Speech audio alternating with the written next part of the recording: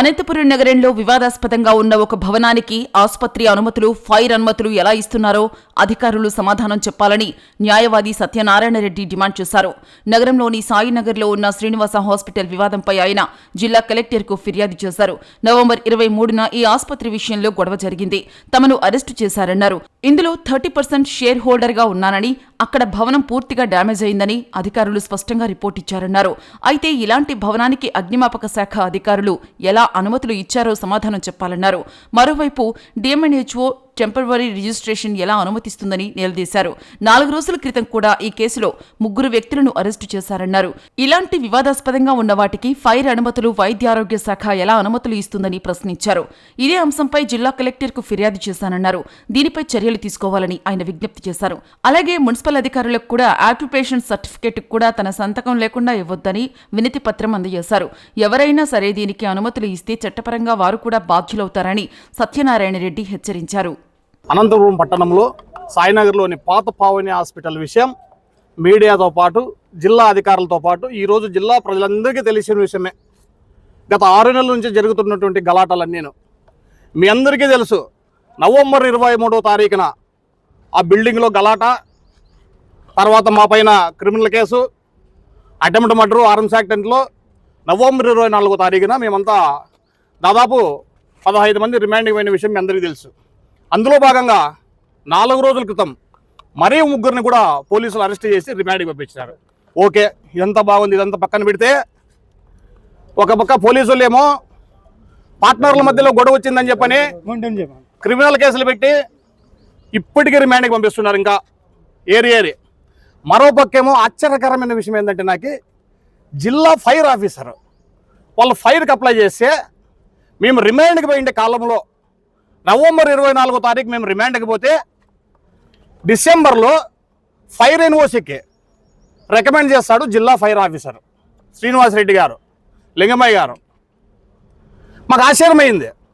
ఒక పక్క మీడియా సాక్షిగా పోలీసు వాళ్ళు బిల్డింగ్ పగలగొట్టినారని చెప్పని క్రిమినల్ కేసు పెట్టి మమ్మల్ని 65 రోజులు రిమాండ్కి పంపిస్తే పగిలిపోయిన బిల్డింగ్కి ఎన్ఓసి పంపించేది ఒక జిల్లా ఆఫీసర్ అయ్యి ఇంతకిన్న ఆశ్చర్యకరమైన విషయం నాకు అర్థం కాలే. ఒకవేళ రాజకీయ పలకబడు ఇంకో ఏదైనా ఆమ్యాలుంటే, ఏదైనా సెట్ బ్యాక్స్ లేకుండానో, ఏదైనా ఒక పాయింట్ తక్కువ ఉంటేనో, ఒక మోటార్ తక్కువ ఉంటేనో మామూలు బిల్డింగ్కి రికమెండ్ చేస్తే అది ఓకే. ఈరోజు జిల్లాలోనే ఒక సమస్యాత్మకమైన ఒక సమస్య వచ్చినప్పుడు, 4 పార్ట్నర్లు వచ్చిన మధ్యలో సమస్య వచ్చినప్పుడు, క్రిమినల్ కేసులు పెట్టుకున్నప్పుడు, జైలుకి పోయినప్పుడు, బిల్డింగ్ పగిలిపోయిన బిల్డింగ్కి ఎవరో క్లర్కో సూపరింటెండెంటో రికమెండ్ చేసేది వేరే, కానీ ఒక జిల్లా ఆఫీసర్ అయ్యి ఇదంతా బాగుంది, బిల్డింగ్ ఏ సమస్య లేదు అని చెప్పని కనీసం ఓనర్షిప్ సర్టిఫికేట్ అని బిల్డింగ్ ఎవరిది నడుకోకుండా శ్రీనివాస హాస్పిటల్ పేరు మీద రికమెండ్ చేసినారంటే ఇంకా నా బాధ ఎవరికి చెప్పాలని అడుగుతున్నా. అసలు ఈరోజు డాక్టర్ అంబేద్కర్ రాసిన రాజ్యాంగం అమలవుతుందా ఈ జిల్లాలోనా, ఈ రాష్ట్రంలోనా నేను అడుగుతున్నా ఈరోజు. మరి నా బాధలో దిక్క ఎస్పీ గారికి చెప్పినా, కలెక్టర్ గారికి చెప్పినా, ఇంకోరికి చెప్పినా కూడా ఈరోజు తీరడం లేదే. ఒక పక్క పోలీసులు కేసులు పెడతారు, మరో పక్క ఫైర్ వాళ్ళు ఎన్ఓసి ఇస్తారు, మరో పక్క డిఎంహెచ్ఓ గారు టెంపరరీ రిజిస్ట్రేషన్ ఇచ్చారంట. ఇది ఎలా సాధ్యమో నాకు అర్థం కాలే. ఒక సామాన్య వ్యక్తి రాత్రిపూట్లు 10 గంటలకు నడిచి వచ్చే పోలీసు కానిస్టేబుల్ పెట్టుకుని అడుగుతాడు, ఎవరయ్యా నువ్వు అంటే, సార్ పలా ఇట్లా అన్నా కూడా నీ ఆధార్ కార్డు చూపి అంటాడు. అది మినిమం. నేను ఒక అడ్వకేట్, డాక్టర్నో, లాయర్నో, ఇంకోటో అంటే ఏదైనా ఆధార్ కార్డు చూపి అంటారు ఎవరన్నా. కానీ ఒక అంత పెద్ద 6 అంతస్తుల బిల్డింగ్కి ఎన్ఓసి ఇచ్చేటప్పుడు అరే బిల్డింగ్ ఎవరిది అని ఒక మినిమం అడగాలి కదా. నేను వేరే మాట అడగడం లేదు, దానికి సెట్ బ్యాక్స్ ఉన్నాయా, ఇంకోటి ఉన్నాయా, మోటార్లు ఉన్నాయని మాట్లాడడంలే. ఈ బిల్డింగ్ ఎవరిదయ్యా అని అడగాలి కదా. మరి డిఎంహెచ్ఓ మేడం గారు ఇంతవరకు పర్మిషన్ ఇచ్చారు లేదో నాకు తెలియదు. మరి ఫైర్ అయితే మొన్ననే 3 రోజుల క్రితం శాంక్షన్ చేశారు. జిల్లా కలెక్టర్ గారికి ఈరోజు కంప్లైంట్ ఇచ్చాను. ఇమీడియట్గా దీనిపైన చర్య తీసుకొని ఆ ఫైర్ క్యాన్సిల్ చేయమని, అదే విధంగా ఈరోజు డిఎంహెచ్ఓ గారికి కూడా కలెక్టర్ ద్వారా కంప్లైంట్ ఇచ్చాం. ఆ బిల్డింగ్ లో శ్రీనివాస హాస్పిటల్ కానీ మిగతా వాళ్ళకి కానీ నేను పార్ట్నర్ని కాబట్టి నా సంతకం లేకుండా ఎవరికి కూడా ఏ పర్మిషన్ ఇవ్వద్దండి. ఒకవేళ పర్మిషన్ ఇస్తే రేపు పొద్దున చట్టం దృష్టిలో మీరు దోషులు అవుతారు, మీరు కోర్టుకి లైబుల్ అవుతారు అని చెప్పని కంప్లైంట్ ఇవ్వడం జరిగింది. అదేవిధంగా మున్సిపల్ కమిషనర్ కూడా ఈ రోజు పొద్దున్నే గ్రీవెన్స్ లో కంప్లైంట్ ఇచ్చి వచ్చినాము.